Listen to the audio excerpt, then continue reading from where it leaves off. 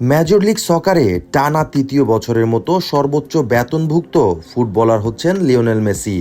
Inter মায়ামির Argentine তারকার বার্ষিক আয় $2,04,557, বাংলাদেশি মুদ্রায় যা 248 কোটি টাকা, যা MLS এর 21টি দলের খেলোয়াড়দের সম্মিলিত বেতনের চেয়েও বেশি বলে জানিয়েছে সংবাদ সংস্থা এপি।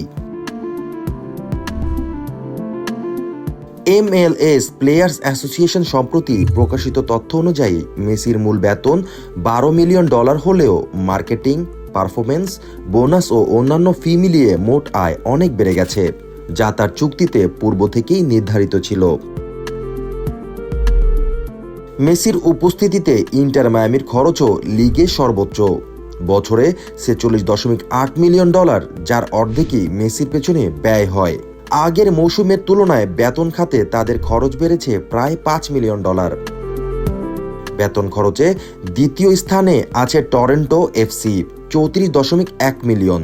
তৃতীয় অবস্থানে Atlanta United, $27.6 million, Montreal $12 million ও ফিলাডেলফিয়া ইউনিয়ন $13.4 মিলিয়ন বেতন খরচে রয়েছে সর্বনিম্ন স্থানে।